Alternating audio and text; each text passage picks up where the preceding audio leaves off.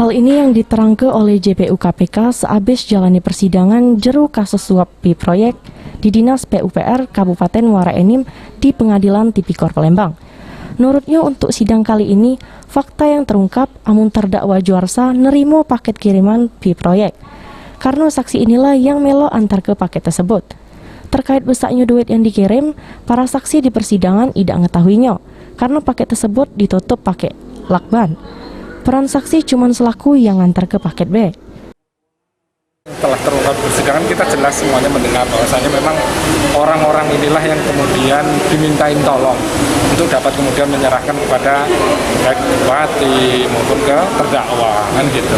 Itu fakta yang kita terbantahkan. Oke. Menanggapi tidak kemudian bisa memastikan uang berapa, tapi kalau wujudnya uang, iya. Saya nggak mungkin dong menjelaskan di sini tidak sesuai fakta. Faktanya mereka dimintain tolong membawa kardus yang isinya uang. Berapa nilainya? Enggak. oh nominalnya tidak tahu. Tidak tahu. Kalau versi KPK berapa? Sebagaimana surat dakwaan, 500. Satu kardus itu kan? Itu Dua kardus, satu ke bupati 500, satu ke terdakwa 500. bulan Oktober ya? Kalau menurut saksi, akhir tahun 2018 setelah dilantik karena ada syukuran. Tapi pastinya, ini sekali lagi berdasarkan fakta ya, aslinya kapan mereka nggak tahu persis, tapi setelah pelantikan karena ada acara tasyakuran.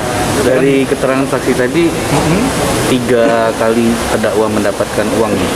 Kalau yang Edriansa, Ya. kalau yang menurut saksi yang terakhir cuma diacak sekali. Iya, aja. yang pertama tadi 3 kali. 3 kali.